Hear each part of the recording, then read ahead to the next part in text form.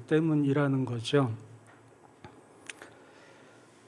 그 가운데 제가 이런 말씀을 드렸어요. 식량 생산량 가운데 27억 톤 중에 약 37%는 가축이 먹고 나머지 63%를 사람이 먹어서 우리 1인당 먹을 수 있는 한 끼의 양이 210g이다.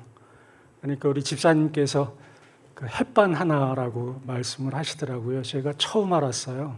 햇반 하나가 그 정도의 무게인지. 근데 이 말씀을 들은 분 가운데 어떤 분은 이런 질문을 할 수 있겠다는 생각이 들더라고요. 그럼 37%를 먹는 가축, 짐승을 먹으면 되지 않겠나, 이런 질문을 할 수 있다는 거죠. 그렇습니다. 소고기를 먹고 돼지고기를 먹고 그럴 수 있죠. 그런데 여기에서 생각할 것은 이 가축이 37%를 먹는데 거기서 얻어지는 고기는 그 효율이 얼마냐면 5분의 1입니다. 곧 37%의 양식을 먹어도 거기에서 얻을 수 있는 것은 7에서 8% 정도라는 거죠. 이것을 1인당 한 끼의 양으로 계산하면 약 25g입니다. 한 끼에 25g. 그럼 25g은 어느 정도의 무게인가? 쉽게 알 수 있는 것은 계란 하나가 평균적으로 50g입니다. 그러므로 한 끼당 반 개의 계란을 먹을 수 있다는 거죠. 이 말은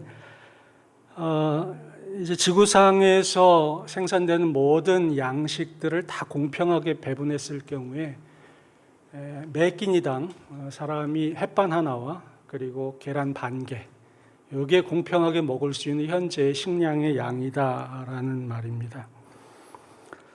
이번 주에도 저도 그 뉴스나 이런 걸 보니까 자연 재해 소식이 계속 이어지고 있더라고요. 곡창지대는 가뭄으로 말라가든지 혹은 홍수로 인해서 물에 잠기고 있었습니다. 이런 상황에서 앞으로 기근이 닥치지 않을 것이다라고 주장한다는 것 자체가 무리 있다라는 생각이 들고요. 그러므로 우리는 특별히 이런 자연을 통해서 앞으로 어떤 일이 벌어질 것인가에 대해서 예측할 필요가 있다라는 말씀을 다시금 드립니다. 그리고 세 번째로는 제가 영상을 보니까 죄송합니다. 자주 이렇게 손을 모으더라고요. 몰랐어요. 제가 이렇게 손을 모으는지. 곰곰이 생각해 봤더니 제가 3년 전에 암 수술 첫 번째를 받고 나서 약 6개월 동안 항암 치료를 받았거든요. 그때 생긴 후유증이 말초신경염이라는 후유증이 생겼습니다. 뭐냐면 손과 발이 저리는 증상이에요.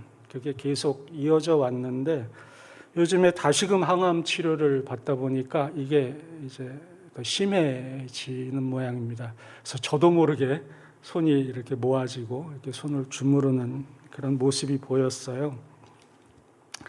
제가 이 말씀을 드리는 이유는 저를 위해서 기도해 주십사라는 부탁을 드리기 위해서입니다.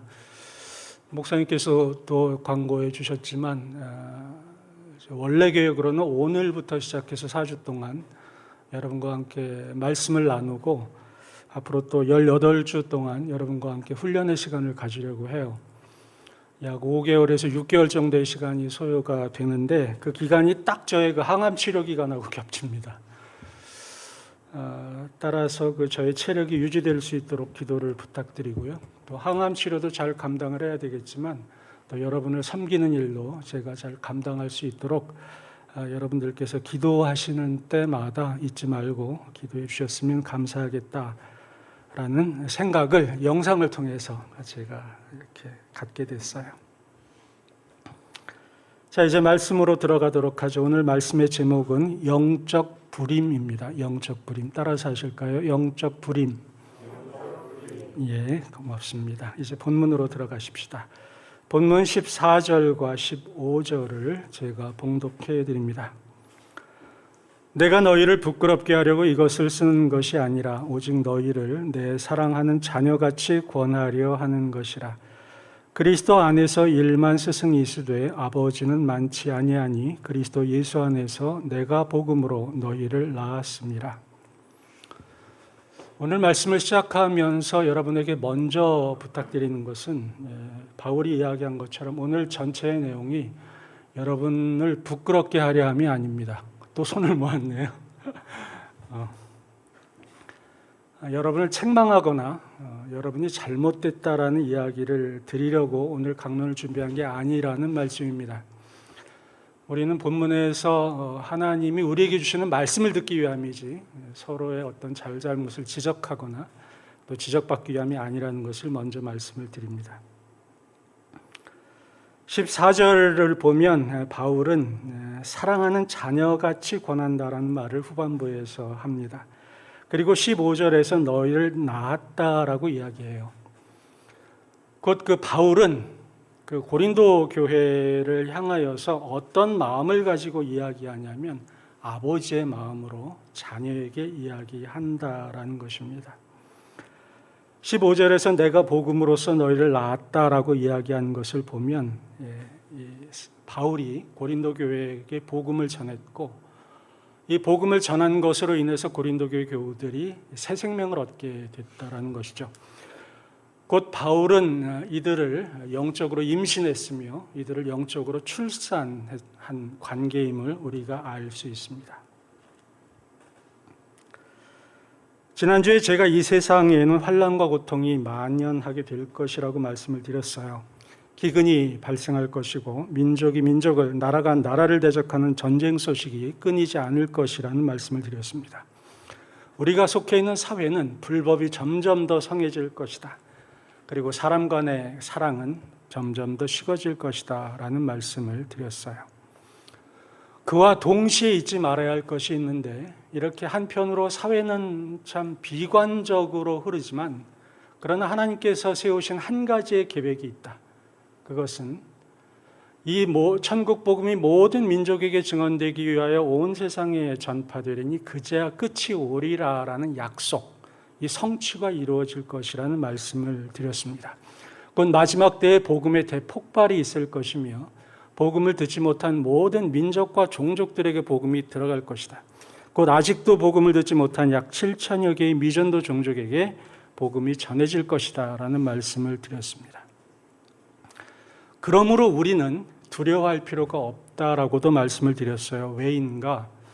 하나님은 이 일을 반드시 하실 것이기 때문에 이 일을 하기 위해서는 하나님이 일하셔야 한다는 것입니다.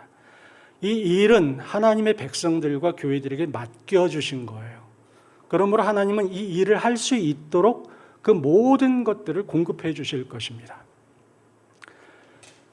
하나님의 지원이 없이 이 일을 할 수는 없어요. 곧 세상에는 기근과 지진과 전쟁과 참 소위 말한 우리가 생각한 모든 비관적인 일이 생긴다 하더라도 그럼에도 불구하고 하나님은 하나님의 백성들을 보호하실 것이며 하나님의 백성들을 사용해서 이 일을 완성하실 것이라는 말씀입니다.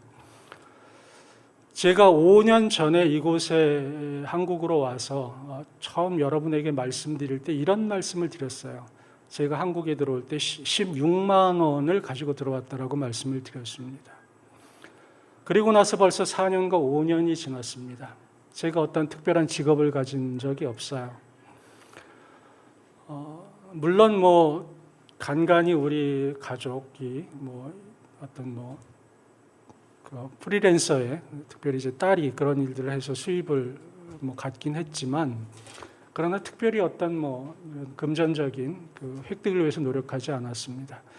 그럼에도 불구하고 하나님은 저와 저희 가정을 붙드셨고 모든 것을 공급하셨습니다. 2번의 수술도 다 받게 하셨고 항암 치료도 계속 할 수 있도록 공급하셨어요. 이 일이 무엇을 증명하냐면 하나님께서 책임지신다라는 것입니다. 그 사례 가운데 하나가 저이고 그 사례가 바로 여러분들이라는 말씀이죠. 그러므로 우리는 이러한 사회적 현상, 국제적 현상을 가지고 두려워할 것이 아니라 이제 포커스를 어디로 맞춰야 하느냐, 하나님이 도대체 나를 어떻게 사용하실 것인가에 대하여 맞추어야 한다라는 사실입니다. 주님께서 이런 말씀을 하셨잖아요. 무엇을 먹을까, 무엇을 입을까 두려워하지 말라라고 말씀하셨죠. 이것 두려워하지 말라라는 겁니다. 그리고 말씀하시지 않았습니까? 너희는 먼저 무엇을 구하라? 그의 나라와 그의 의를 구하라고 말했습니다. 주께서 말씀하시는 그의 나라와 의 가운데 하나가 이것이라고 저는 믿습니다. 그러므로 우리는 이 지점에서 몇 가지를 생각해 볼 필요가 있어요. 그 첫째는 뭐냐면 하나님께서 구원하시기로 작정하신 백성들은 반드시 한 명도 빠짐없이 다 구원하실 것이라는 사실입니다. 곧 7천여 개의 미전도 종족에게 한 종족도 빠짐없이 하나님은 선교사들을 보내실 것이다. 그리고 그들로 하여금 복음을 전하게 하실 것이고 또 그들로 하여금 전해진 그 복음이 그 종족 가운데 뿌려질 것이며 그 종족을 구원 가운데로 인도하실 것이라는 것입니다. 그것과 함께 우리가 또 놓치지 말아야 할 사실이 있습니다. 그것은 하나님이 구원하실 백성이 저 먼 곳에 있는 미전도 종족에게만 국한된 것이 아니라는 것입니다.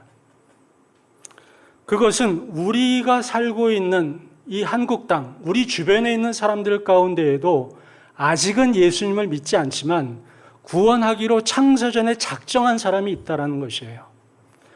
하나님이 작정하셨으면 하나님은 반드시 그 사람을 구원시키실 것이라는 것입니다. 우리의 가족이나 친지 혹은 친구나 동료들 가운데 아직은 예수님을 믿지 않으나 구원하기로 작정하신 분이 있어요. 그분을 우리가 A라고 하죠. A라는 분이 있습니다. 구원하기로 작정했다라는 것은 곧 무엇을 이야기하냐면 구원하기로 작정하지 않은 사람이 있다는 것입니다. 이것을 유기라고 이야기하고 하나님이 버렸다라고 하는 것이죠. 이 땅에는 두 종류의 사람이 있을 뿐입니다. 하나님이 구원하기로 작정하신 택하신 백성이 있고 하나님이 작정하지 않으신 버린 사람이 있다는 것입니다. 그러므로 사도행전 13장 48절은 다음과 같이 기록하고 있습니다. 이방인들이 듣고 기뻐하여 하나님의 말씀을 찬송하며, 그 다음 말씀이 중요합니다. 영생을 주시기로 작정된 자는 다 믿더라라는 것이에요. 영생을 주시기로 작정된 자는 다 믿습니다. 한 사람도 예외가 없다라는 것이죠. 그리고 이 지점에서 우리는 두 번째를 살펴보아야 하는데 그것은 문제가 하나 있어요, 여기에. 그것은 우리의 눈으로 누가 A인지 누가 B인지 모른다는 것입니다. 그것을 알면 A에게만 찾아가서 집중적으로 복음을 전하면 될 텐데 우리는 그것을 잘 몰라요. 지금 우리의 눈으로 보면 저 사람은 아무리 복음을 전해도 구원받지 못할 거야 라고 생각하는 사람이 있을 수 있는데 하나님의 관점으로는 구원하기로 작정된 사람일 수 있다는 것입니다. 예를 들면 스데반을 살해하는데 그 죽이는데 앞장섰던 사람이 있잖아요. 증인의 역할까지 한 누굽니까? 사울이라는 청년이잖아요. 그런데 그 사람이 나중에 누구로 바뀌나요? 오늘의 본문을 기록한 사도 바울로 바뀝니다. 스데반을 죽이는 그 장면에서의 사울을 사람들이 볼 때 저 사람을 하나님께서 구원하기로 작정했을까라는 질문을 던지고 그렇다라고 답할 사람은 거의 없었을 것입니다. 사울이 다메섹 도상에서 눈이 멀고 그리고 그곳으로 들어갔을 때 많은 사람들은 그에게 접근하기 두려워합니다. 왜? 저 사람이 이렇게 소위 말해 회심한 척하는 것이지 결코 회심한 것은 아니야라고 생각했기 때문이죠. 그러나 하나님은 그를 이미 창세전부터 택하셨고 그를 대사도로 만들기 위하여 하나님의 일을 하셨다는 것이에요. 곧 우리의 주위에 있는 사람들 가운데 그 누구가 A인지 그 누가 B인지를 알 수 없다는 것입니다. 그리고 이 지점에서 생각해야 할 세 번째는 이 A가 구원으로 다다르는 그 방법은 딱 하나가 있는데 그것은 바로 전도라는 것 이외에는 다른 방법이 없다라는 것이에요. 로마서 10장 13에서 14절은 이렇게 이야기하고 있습니다. 누구든지 주의 이름을 부르는 자는 구원을 받으리라. 그런즉 그들이 믿지 아니하는 일을 어찌 부르리요? 듣지도 못한 일을 어찌 믿으리요? 전파하는 자가 없이 들으리요. 그대로 화면 놓으시고요. 이 말씀을 거꾸로 한번 보세요. 전파하는 자가 없이 듣겠는가? 그리고 그 앞으로 보면 듣지 못했는데 어떻게 믿겠는가? 이런 말을 해요. 그 말은 뭐냐면 들어야 믿음이 생긴다는 겁니다. 그런데 그 들음이 있기 위해서는 누군가 전해야 한다는 것이죠. 이것이 바로 하나님께서 세우신 방법입니다. 하나님이 꿈에 나타나셔서 얘야 내가 나를 믿거라. 그럼 얼마나 좋겠어요. 물론 하나님이 그렇게 한 사람 두 사람을 하실 수도 있을 것이라고 저는 생각합니다만, 그러나 그것은 하나님이 세우신 방법, 룰이 아닙니다. 하나님이 구원하시기 위해 사람을 구원하시는 그 유일한 방법으로는 복음을 전하는, 전도하는 것 이외에는 하나님이 다른 방법을 쓰지 않으신다는 것이죠. 그래서 마지막으로 이 지점에서 생각할 게 뭐냐면, 하나님은 그들이 복음을 전할 수 있도록 우리 하나님의 백성들, 그리스도인들을 그들이 사는 곳에 배치하셨다는 것입니다. 우리는 누가 A인지 B인지 모르지만 그들의 삶 가운데 배치하신 거예요. 그래서 그들로 하여금 우리의 모습을 보고, 우리의 행동을 보고, 우리의 삶의 태도를 보고, 우리가 말하는 것을 보고 들으면서 예수 그리스도를 발견해 가도록 하나님이 조치하셨다는 것입니다. 그러므로 이제 우리가 생각해야 될 건 뭐냐면, 우리는 지금 무엇에 대해서 관심을 가지고 사는가를 물어봐야 한다는 거죠. 내가 얼마나 연봉이 더 높아지는가? 내가 얼마나 이런 기근과 앞으로 닥칠 이런 재난들에 대해서 보험을 많이 들어놓는가에 대해서 관심을 가지고 사느냐? 아니면 이러한 것들은 다 하나님이 책임져 주실 것이다. 그러므로 내게 주어진 삶의 터전에서 나는 최선을 다하면 된다라는 이런 담대하고 평안한 마음을 가지고 살되, 삶의 궁극적인 포커스는 여기에 맞춰서 사는 것, 이것을 우리가 한번 생각해 볼 필요가 있다는 것이죠.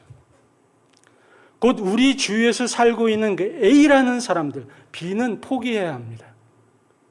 A라는 사람들이 정말 나로 하여금 하나님이 나를 그의 삶의 주위에 배치하셨는데 내가 그에게 정말 예수 그리스도를 알게 하는 도구로 내가 사용되고 있는가를 물어보아야 한다는 거죠. 그들에게 복음을 전하기 위해서는 그들의 삶에 집중해야 합니다. 그들이 어떠한 삶의 정황이 있는지 알아야 해요. 예수님께서 우리를 구원하시기 위해서 어떤 일을 하셨습니까? 하늘의 모든 영광과 그 지위를 버리시고 인간이 되셨어요. 그래서 인간의 삶을 체휼하셨습니다. 동일해요. 우리가 어떤 사람에게 예수 그리스도를 알려주기 위해서는 그의 삶을 알아야 합니다. 그가 어떤 처지에 있는지 알아야 해요. 관심을 가져야 합니다. 마태복음 11장 17절에서 주님은 이렇게 말씀하십니다. 이르되 우리가 너희를 향하여 피리를 불어도 너희가 춤추지 않고 우리가 슬피 울어도 너희가 가슴을 치지 아니하였다 함과 같도다. 무엇을 예수님이 지적하신 것입니까? 관심이 없는 거예요. 그저 내 삶에 내가 얼마나 이 땅에서 즐기고 행복하고 누리고 사는가만 관심을 가진 삶이 바로 이겁니다. 내 주위에 있는 그 어떤 사람이 슬피 울고 있어도 관심이 없어요. 그가 기쁘게 웃어도 관심이 없습니다. 예수님은 이러한 삶의 태도를 지적하고 있는 거예요. 우리는 다음 말씀 앞에서 정말 두려워해야 합니다. 에스겔서 3장 18절 말씀입니다. 여기 떴네요. 우리 같이 한번 읽어볼까요? 시작. 가령 내가 악인에게 말하기를 너는 꼭 죽으리라 할 때에 네가 깨우치지 아니하거나 말로 악인에게 일러서 그의 악한 길을 떠나 생명을 구원하게 하지 아니하면 그 악인은 그의 죄악 중에서 죽으려니와 내가 그의 핏값을 네 손에서 찾을 것이요.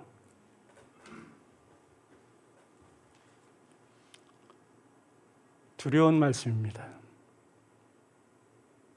우리는 내가 지금 여기에서 이렇게 살고 이 직업을 가지고 살고 내가 이러한 사람들과 만나고 사는 것이 그저 살다 보니 그런 거라고 생각합니다. 그런데 그렇지 않습니다. 하나님께서 우리로 하여금 그곳에 있게 하신 거예요. 이 시대에 살게 하신 것입니다. 그 사람 옆에 있게 하신 거예요.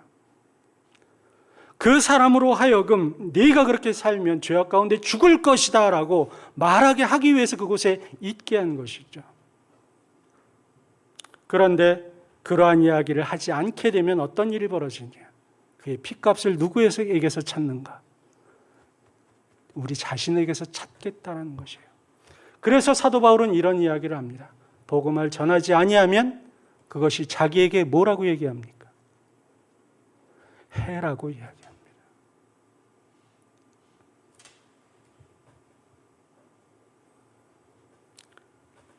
이제 이러한 복음을 전하는 것, 그것을 통해서 새 생명을 얻게 하는 것, 이걸 이제 영적 출생, 영적 탄생이라고 하는데 그 반대되는 개념이 뭐냐면 그렇게 하지 못하는 것입니다.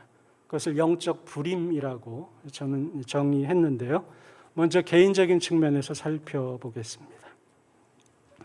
자꾸 그 내용이 심각해서 표정이 심각해지는데 여러분 표정까지 심각해지시면 제가 더 심각해질 것 같습니다. 근데 감사하게도 마스크들을 쓰셔서 잘 그 표정은 모르겠네요. 인간의 삶 가운데 아주 기쁨을 주는 것이 있어요. 그 가운데 특별히 가정에서 가장 큰 기쁨을 주는 것은 아파트에 입주하는 것보다 자녀를, 출생할 자녀를 보는 것이라고 생각합니다. 가정에서 새 생명이 탄생되는 것처럼 기쁜 일은 없는 거죠. 아이가 태어나면 정말 그 가족 공동체 내에서 새로운 결속이 생기고 또 기쁨이 생겨납니다. 물론 그 자녀를 키우다 보면 속상한 일도 많죠. 그리고 가슴이 철렁하고 내려앉는 일도 많습니다. 그러나 그 아이가 자라나면서 우리에게 주는 기쁨은 뭐 가슴 철렁함이나 혹은 속상한 일과 비교할 때 그 어떤 것도 비교할 수 없다라는 생각이 들어요. 제가 지금 머물고 있는 선교관이 있는데요. 제가 1층에서 살고 2층이 이제 그 선교관에 이제 소유하신 장로님이 살아요. 그 손녀되는 그 아이가 수아라는 아이가 있습니다. 지금 한 2살 정도 됐나요? 이 아이가 가끔 이제 저희 집에 놀러 올 때가 있어요. 저희 집도 어느새인가 이제 그 노화돼 가지고 대화가 별로 없는데요. 아이만 왔다 그러면 집안이 얼마나 왁자지껄해지는지 모릅니다. 저도 그렇고 집사람도 그렇고 뭐 제 딸도 그렇고 뭐 완전히 어린아이가 돼요. 대화도 뭐 깍꿍 수준으로 다 바뀌어가지고 참 이 그 아이가 많은 행복감을 줍니다. 제 손녀가 아닌데도 정말 손녀 같아요. 만약에 제 진짜 손녀가 생긴다면 아마 저는 그 입을 여기다 걸고 살 거라는 생각이 들기도 합니다. 그런데 아쉽게도 이와 반대되는 경우가 있습니다. 자녀를 갖기를 원하지만 갖지 못하는 부부가 있죠. 불임의 상태에 있는 부부입니다. 요즘엔 의술이 발달해서 여러 가지 방법으로 그 아이를 가질 수 있는 그 길이 있죠. 그러나 그러한 의술의 도움을 받아도 아이를 갖지 못하는 분들이 계세요. 제 친구들 가운데에도 그런 분이 계십니다. 그분들의 가정을 보면 물론 뭐 제자들도 많고 또 영적인 아버지라고 이야기하는 뭐 그런 부분도 있지만 그 가정에 가면 어딘가 모르게 썰렁해요. 부부만 딱 사는 그런 가정이기 때문에. 그래서 어떤 분은 그 입양을 하기도 합니다. 그것도 뭐 좋은 방법이라고 생각은 하는데요. 제가 드리는 말씀이 뭐냐면 한 가정에서 자녀가 있고 없고가 그 가정의 행복도를 높이고 낮추는 데 있어서 엄청난 작용을 한다라는 것입니다. 이렇게 육적인 출산이 그 사람을 행복하게 하고 그 가정을 더욱 그 긴밀한 관계 속에 넣는 것처럼 영적 출산도 마찬가지라는 것입니다. 사도 바울은 오늘 본문을 제가 보진 않았지만 여러분이 그 앞부분을 읽어보면 자신이 고린도 교회를 위해서 얼마나 노력하고 수고하고 고생했는가에 대해서 쭉 기록하고 있어요. 정말 애를 많이 썼어요. 그 이유는 딱 한 가지입니다. 너희들이 바로 내 사랑하는 자녀였기 때문이고, 또 내가 너희를 복음으로 낳기 위해서, 너희들을 영적 자녀로 만들기 위해서, 영적 출산을 하기 위해서 내가 이렇게 노력했다라고 이야기해요. 그리고 본문 16절에서 다음과 같이 권합니다. 그러므로 내가 너희에게 권하노니 너희는 나를 본받는 자가 되라라고 말하죠. 너희는 나를 본받아라. 그건 내가 영적 출산을 위해서 이렇게 노력한 것처럼 너희도 나를 본받아서 이렇게 영적 출산을 위해 노력하라라고 권면하는 것이에요. 그러면서 17절에서 계속해서 이런 이야기를 해요. 이로 말미암아 내가 주 안에서 내 사랑하고 신실한 아들 디모데를 너희에게 보내었으니 그가 너희로 하여금 그리스도 예수 안에서 나의 행사 곧 내가 각처 각 교회에서 가르치는 것을 생각나게 하리라. 사도 바울은 여기에서 디모데라는 한 인물을 이야기하는데 그 앞에 어떤 수식어가 있습니까? 내 사랑하고 신실한 아들이라고 이야기합니다. 바울이 언제 결혼을 해서 디모데란 아이를 낳습니까? 그렇지 않잖아요. 아무런 혈연 관계가 없습니다. 그럼에도 불구하고 바울은 디모데를 향하여 나의 사랑하고 나의 신실한 아들이라고 소개합니다. 이러한 이야기를 할 때 바울의 마음은 어땠을 거라고 생각하십니까? 아마도 육체의 아들처럼 영적인 아들 디모데를 향한 그 자부심, 그 자랑, 그 기쁨, 그리고 디모데가 그 영적으로 자라나면서 보여준 그 즐거움, 그리고 이제 영적인 지도자가 되어서 그가 그 일을 감당할 때 그 어떤 사역의 모습을 보면서 갖는 그 뿌듯함, 이런 것들이 바울의 마음속에 있었을 것입니다. 곧 육적인 출산뿐 아니라 이 영적인 출산이 바울에게 주는 기쁨이 크듯 우리 그리스도인들에게 주는 기쁨도 더할 나위 없이 크다라는 것이 오늘 본문에서 바울이 이야기하고자 하는 거예요.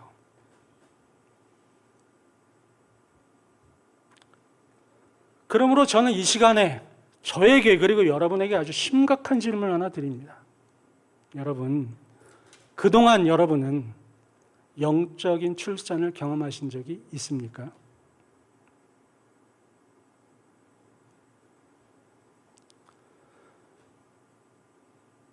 여러분이 그 영적 출산을 함으로써 얻어지는 기쁨을 한번 맛본 적이 있냐라는 질문입니다.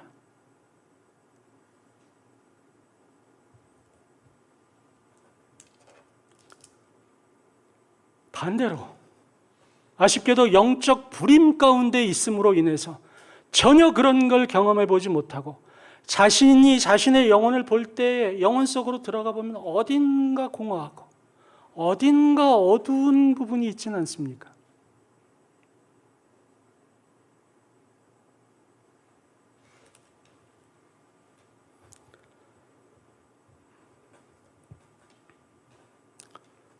오늘날은 그 전도가 되지 않는 시대라고 말합니다. 크게 두 가지를 이야기해요. 첫째는 시대가 바뀌었다라고 이야기합니다. 예전에 70년대, 80년대에는 건물에 십자가만 딱 세워놓아도 사람들이 몰려왔다고 합니다. 그러나 지금은 기독교에 대해서 얼마나 냉소적인지 모릅니다. 이러한 주장이 틀린 것이 아닙니다. 정말 그 안티 기독교적인, 반 그리스도적인 그런 그 이야기들이 이 땅에 너무 넘쳐나더라고요. 제가 그 참 아끼고 사랑하는 분들을 만나서 대화를 해보면 직장 다니는 분들이 직장에서 내가 그리스도인이라고 이야기하기가 참 두려워진다라고 말해요. 저희 이해합니다. 시대가 바뀌었다. 예. 두 번째는 이제 코로나의 영향 때문이다라고도 이야기합니다. 코로나가 우리에게 준 게 뭡니까? 거리두기예요. 거리두기. 지금은 조금 덜해졌습니다만 코로나가 한참 유행할 때는 누가 저쪽에서 걸어오잖아요. 그러면 먼저 보는 게 저 사람이 마스크 썼나 안 썼나였고, 마스크를 썼다라고 하더라도 이 사람이 가까우면 싹 피해서 제가 그렇게 가더라고요. 교회에 오게 되면 혹은 대형 교회 같은 데 보면 사람들이 뭐 여기 저기 띄엄띄엄 이렇게 앉을 수밖에 없어요. 예전에는 교회에 오면 그 함께 합심 기도라는 걸 했습니다. 손 붙잡고 기도하고 어깨 얹고 기도하고. 코로나 시대에 그거 할 수 있습니까?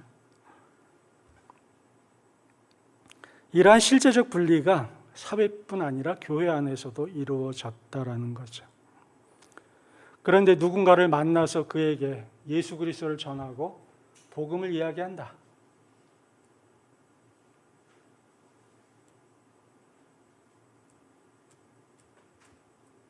불가능한 거죠. 그래서 오늘날 전도하기 어렵다라는 말 또한 설득력이 없는 것은 아닙니다. 그러나 저는 이것을 볼 때 핑계라고 생각해요. 물론 그러한 상황이 이해가 안 되는 것은 아니나 다음 세 가지 이유 때문에 저는 그것을 핑계라고 생각합니다. 그 중에 첫째는 뭐냐면 제가 강론의 초두에 말씀드린 대로 설교 시간은 강론에 집중하셔야 돼요.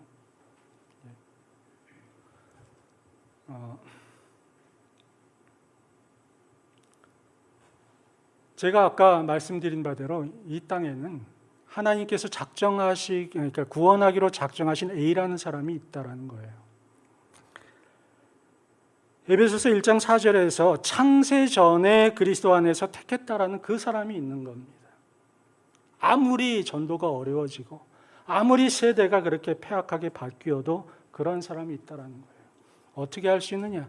아직도 어린아이들은 계속 태어나요. 우리 같이 걷는 교회도 예쁜 어린아이들이 불과 몇 년 사이에 이 땅에서 우리들의 가족이 되지 않았습니까? 그들을 다 받은 백성들이고 이미 창세전에 구원을 결정한 백성들이에요. 하나님의 백성들. 그럼 이 땅에 살고 있는 그 많은 태어난 어린아이들 가운데 택한 백성이 없다? 누가 그렇게 얘기할 수 있겠습니까?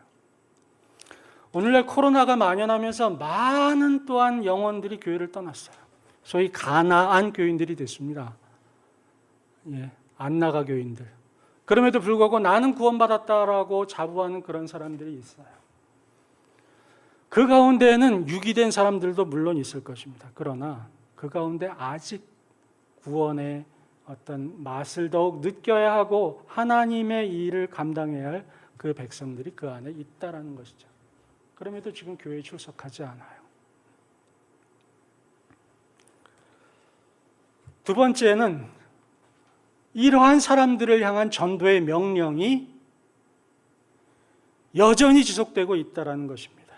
이와 관련해서 사도 바울은 디모데후서 4장 2절에서 이렇게 말합니다. 너는 말씀을 전파하라. 때를 얻든지 못 얻든지 항상 힘쓰라고 말합니다. 때를 얻든지 못 얻든지 항상 힘쓰라. 오해하지 마십시오. 힘써 주었으면 좋겠다. 혹은 그래, 네가 좀 어려운 상황이니까 나중에 힘썼으면 좋겠다. 이런 말이 아닙니다. 항상 힘쓰라.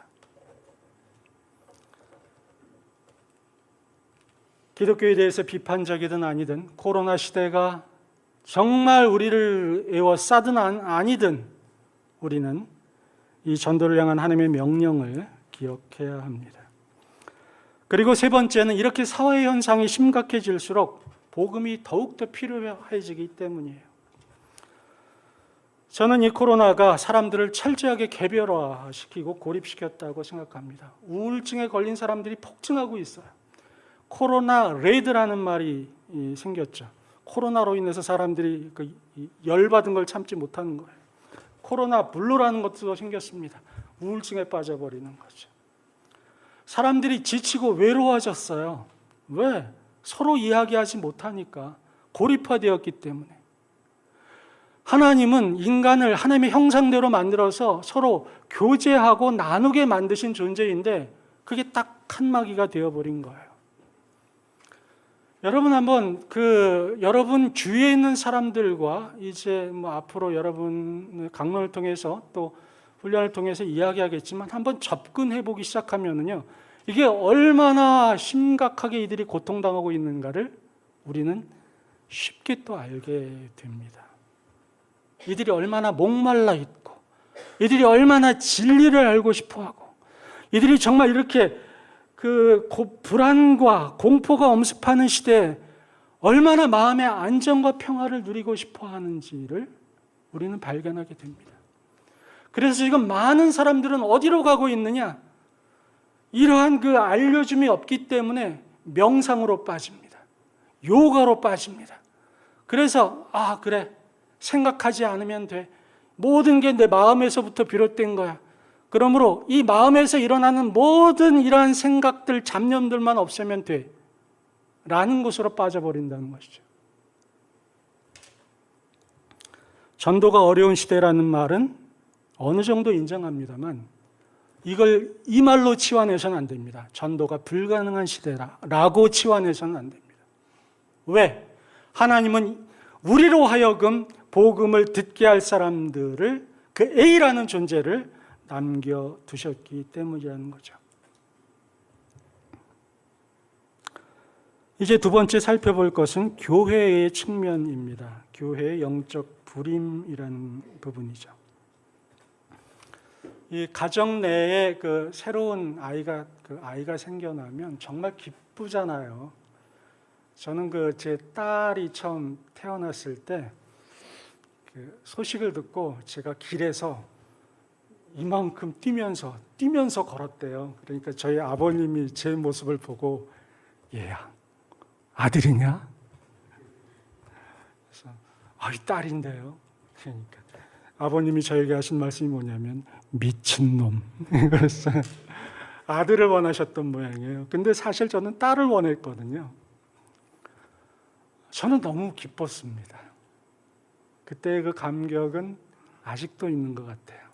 여러분도 같으시리라고 생각을 합니다. 이렇게 한 가정 내에서 어린 아이가 태어나는 것이 기쁨을 주듯 교회 공동체 안에서도 마찬가지입니다. 여러분, 교회 공동체가 이렇게 함께 매주일마다 예배를 드리는데 새로운 얼굴이 오고 그 새로운 분이 말씀 안에서 잘 자라가는 모습을 보면 그 공동체 내에 활기가 돌아요. 기쁨이 생깁니다. 그와 반대로 교회 공동체의 구성원에 바뀜이 없어. 그저 한 달 전에 만났던 분의 얼굴이 지금하고 똑같고 지난주 분이 이번 주와 똑같아요. 물론 다른 교회에서 신앙하는 분이 가끔 오시기도 합니다만 예수님을 전혀 믿지 않는 분이 예수님을 믿고 커가는 것과는 조금 달라요. 왜? 이분은 이미 교회에 대해서 다 알고 계신 분이거든요. 거기에서 어떠한 영혼이 커가는 그 생동감 찾아보기 어렵습니다. 이렇게 교회 공동체 내에서 새로운 영혼이 태어나고 자라는 이러한 것을 경험하지 못하는 교회 공동체는 주로 무엇을 하게 되냐면 구제나 외부 지원이나 외적 행사들을 많이 합니다. 그 행사를 할 때는 그 교회가 정말 뭐가 돌아가는 것 같아요. 그런데 그 행사가 마쳐지고 나면 또 원상복귀가 됩니다.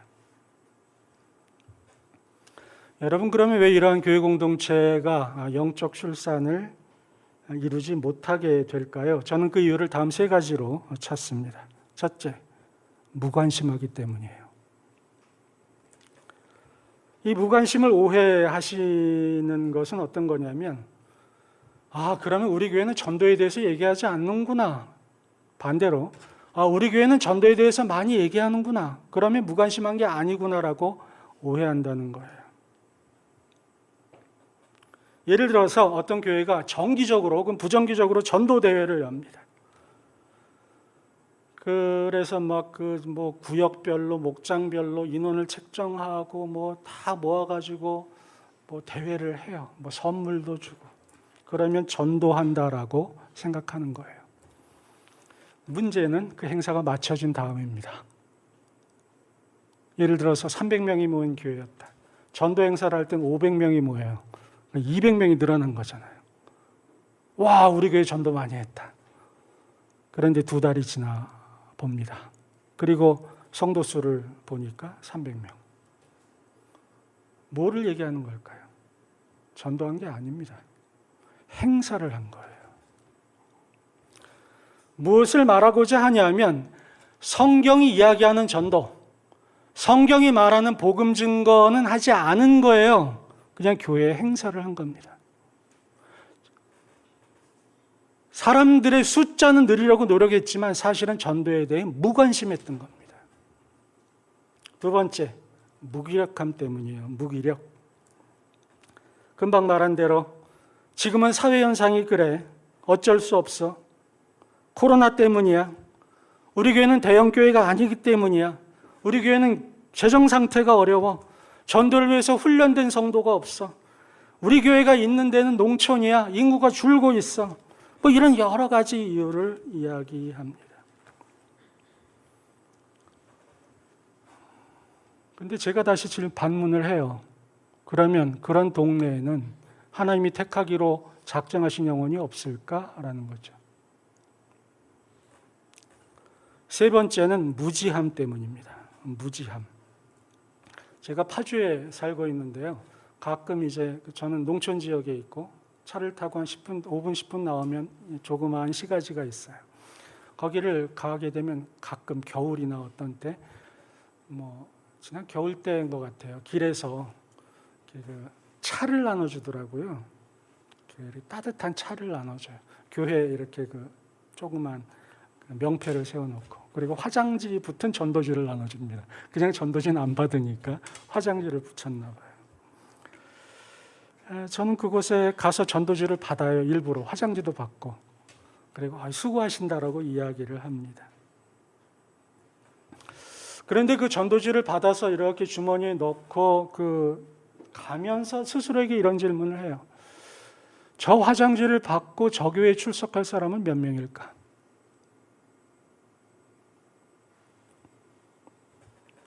여러분, 어떤 농부가 논에다가 밭작물을 심는다라고 생각해 보십시다.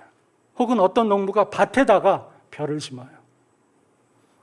농사를 짓는 것입니다. 그러나 추수의 시간이 왔을 때 정말 논에다가 밭작물을 심었는데 그 작물이 제대로 자라나겠는가라는 거죠. 반대로 밭에다가 벼를 심으면 그 벼가 제대로 자라나겠는가라는 거예요. 무엇을 이야기하냐면 물론 길에서 전도지를 나눠주고 따뜻한 차를 나눠주는 것은 선행이고 좋은 일입니다. 그러나 그 일을 했다고 우리 교회는 전도했어. 우리 남전도회, 우리 여전도회는 전도를 위해서 이렇게 노력했어라고 말할 수 있느냐라는 거예요. 왜? 성경은 다른 형태의 전도를 이야기하고 있기 때문이에요. 곧 그들이 정말 전도에 대한 지식이 있는가라는 질문을 저는 그 휴지를 주머니에 넣으면서 스스로에게 합니다. 물론 그러한 일을 해서 1000개의 전도지를 나눠주었는데 한 명이 그 불신자가 그것을 가지고 예수님을 믿게 되었다면 그것도 굉장히 중요한 일입니다만,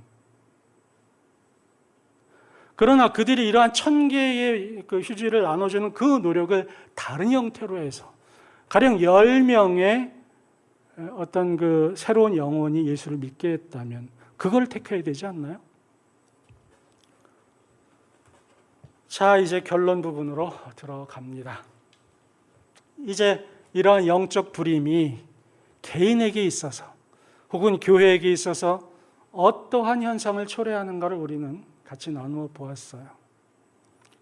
그리고 그것을 스스로에게 질문해야 한다라고 저는 이렇게 말씀을 통해서 직간접적으로 여러분에게 드렸습니다. 우리들의 신앙이 활기가 있고 정말 사는 보람이 있고, 그래 내가 이것을 위해서 정말 모든 걸 바칠 수 있을 거야 라는 것. 우리들은 우리들의 자녀를 향해서 그렇게 하지 않습니까?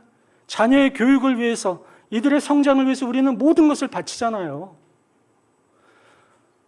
우리가 개인적으로 영적인 어떤 출산을 했을 때 얻어지는 기쁨, 맛보지 않으면 모릅니다.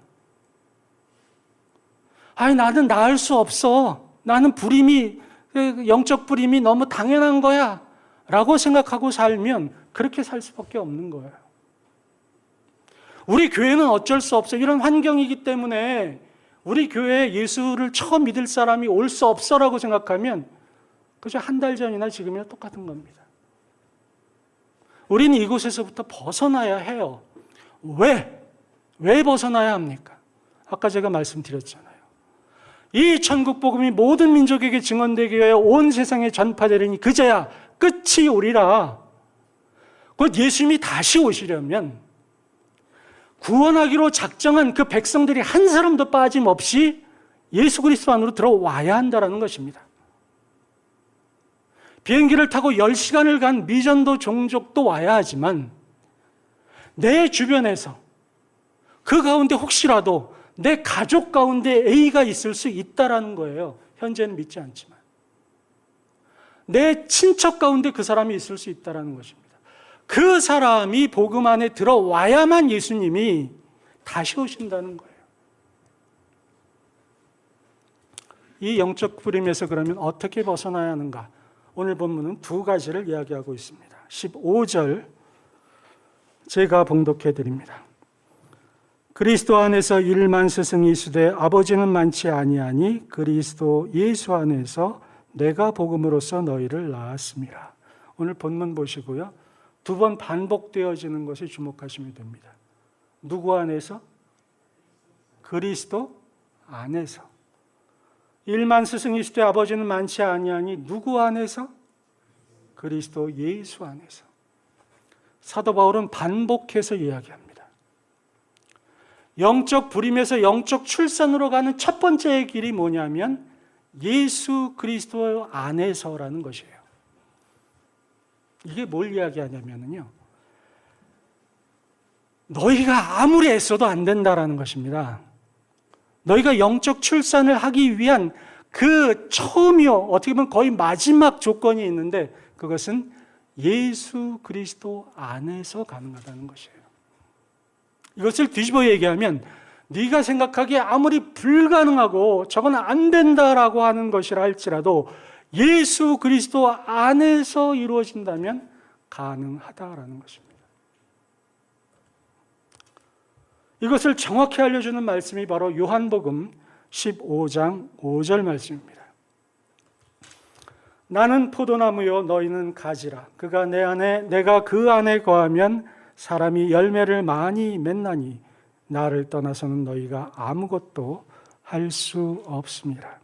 이 마지막 말씀을 반대로 읽어보십시다. 나를 떠나서는 너희가 아무것도 할 수 없다라는 말은 나를 떠나지 않으면 너희는 모든 것을 할 수 있다라는 거예요. 내 안에 있으면. 그러면서 예수님은 나는 포도나무요 너희는 가지라고 말합니다. 여러분 포도나무가 있잖아요. 포도나무가 있고 가지가 있습니다. 그리고 열매가 열리잖아요. 이 가지가 하는 일은 뭡니까? 아래서부터 양분이 올라오면 가지를 통해서 양분이 가고 열매를 맺히는 겁니다. 가지가 하는 일은 뭐예요? 통하는 것뿐이에요. 통과. 곧 나를 통해서 가는 것뿐입니다. 그 능력, 그 영양분, 이러한 것들이 내 안에서 생성되는 것이 아니에요. 통해지는 겁니다. 하나님이 공급해 주시는 거예요. 이것을 체험하는 것입니다. 그러므로 이 복음을 증거하고 그 복음을 받아들이는 것에 있어서의 주권은 우리에게 있지 않습니다. 오직 하나님께서, 오직 예수님께서 그 일을 하게 하실 수 있다는 거예요. 여러분에게 묻습니다. 좀 어깨를 펴시고, 여러분 예수 그리스도를 믿으십니까? 왜 소리가 이래? 예수 그리스도를 믿으십니까? 예. 하나님의 자녀라는 것을 믿으십니까? 하나님이 여러분의 모든 것을 공급하신다는 사실을 믿으십니까? 하나님의 능력을 여러분을 통해서 역사하게 하실 것을 믿으십니까? 아멘입니다. 이게 바로 무엇을 뜻하냐면 여러분이 주님의 가지라는 것입니다.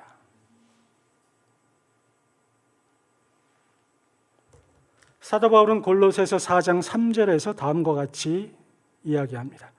또한 우리를 위하여 기도하되 하나님이 전도할 문을 우리에게 열어주사 그리스도의 비밀을 말하게 하시기를 구하라. 내가 이 일 때문에 매임을 당하였도다. 기도하되 하나님이 전도할 문을 내게 열어달라라고 기도합니다. 내게 열어달라. 바울이 전도하면 됐지. 그럼 되잖아요. 근데 바울은 하나님이 내게 전도할 문을 열어달라고 그렇게 기도해달라고 부탁하는 거예요. 바울마저도. 곧 여러분 요거 잊지 마십시오. 여러분이 구원하기로 작정한 하나님이 작정하신 A라는 사람, 우리가 보기에 어떤 상황 가운데 있다 하더라도 하나님은 우리로 하여금 하나님의 능력을 받고 그것을 체험하도록, 그래서 이들을 건지시기로 나를 곳에 배치하셨고 그 일을 하게 하실 것이라는 사실입니다. 영적 부림에서 어떻게 벗어날 수 있느냐? 내가 그리스도에게 붙어 있는 가지라는 것을 인식하고 그것을 체험하기 시작하는 거예요. 그게 첫째입니다.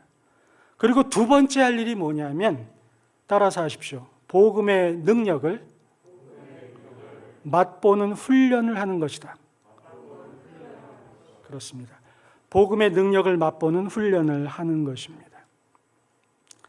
사도 바울은 15절에서 내가 복음으로 너희를 낳았다라고 말합니다. 이 낳은 경험을 이야기하는 거예요. 이와 비슷한 말씀을 로마서 1장 16절에서 바울은 말합니다. 내가 복음을 부끄러워하지 아니하노니 이 복음은 모든 믿는 자에게 구원을 주시는 하나님의 능력이 됨이라. 저는 우리 유 목사님과 대화할 때 가끔 이제 중국 얘기를 많이 해요. 그래서 그곳에서 제가 체험했던 여러 가지를 말합니다. 그 가운데 상당 부분은 유 목사님이 이렇게 끄덕끄덕 하시는데 갸우뚱하시는 부분도 있어요. 하나님이 교회를 얼마나 폭발적으로 부흥시키는가. 그래서 한 30명 정도 모이는 회집 인원이 한 6년 만에 3,000명으로 바뀐 일들에 대해서 이야기합니다. 그럼 유 목사님은 그렇습니까? 그러면서도 옆으로. 왜 그럴까요? 저는 그것을 맛봤지만 우리 목사님은 그것을 경험하지 못하셨기 때문이에요. 그게 나쁜 것이 아니잖아요. 경험을 못했으니까. 복음은 능력이라는 것을 우리로 하여금 맛보게 합니다. 맛보게 한다는 것은 맛을 보기 전에는 모른다는 뜻이에요. 사람의 변화는 복음으로만 되어집니다. 하나님의 말씀으로만 변화되고 하나님의 말씀으로만 그 영혼이 성장되게 되어 있어요. 그리고 하나님의 말씀으로 인해서, 그 말씀을 통한 능력으로 인해서 그가 정말 파워풀한, 정말 능력 있는 그런 삶을 살게 하십니다. 데살로니가전서 1장 5절에서 우리의 복음이 너희에게 말로만 이르는 것이 아니라 또한 능력과 성령의 큰 확신으로 되는 것이라고 바울은 말합니다.